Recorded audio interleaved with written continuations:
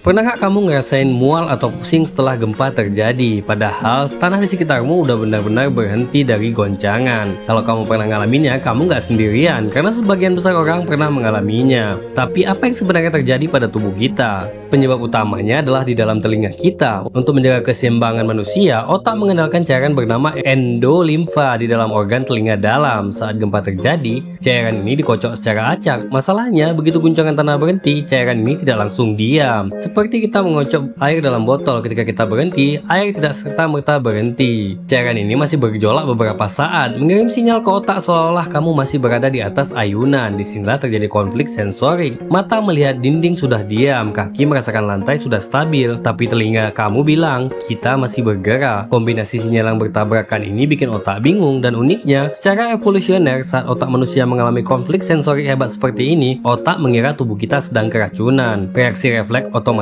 terjadi, memicu rasa mual untuk mengeluarkan racun tersebut. Ini mekanisme yang persis sama saat kita mengalami mabuk laut. Nggak cuma itu, saat gempa, otak kita mengaktifkan mode darurat fight or flight. Hormon adrenalin dan kortisol melonjak drastis di dalam darah, detak jantung meningkat, pembuluh darah menyempit, dan pola nafas jadi lebih dangkal. Efek sampingnya, suplai oksigen ke otak sedikit berkurang secara sementara. Hasilnya, rasa pusing dan keliangan yang makin terasa. Fenomena gabungan antara gejolak cairan telinga, konflik sensorik, dan lonjakan stres ini dikenal dalam dunia medis sebagai Post-Earthquake Dizziness Syndrome atau disingkat sebagai PADS. Kabar baiknya, kondisi ini sifatnya sementara dan bisa kamu redakan sendiri dengan 3 langkah. Pertama, lakukan visual anchoring atau tatap satu objek yang benar-benar diam selama 20 detik untuk bantu otak kamu mereset sinyal visual. Yang kedua, grounding. Duduk lalu tekan kedua telapak kaki erat-erat ke lantai. Ini memberi sinyal tegas dari saraf otot ke otak bahwa tanah sudah stabil dan tidak bergoyang. Yang terakhir atau yang ketiga itu atur napas. Tarik napas lewat hidung 4 detik. Tahan sebentar lalu hembuskan perlahan ke mulut 6 detik untuk menenangkan sistem saraf.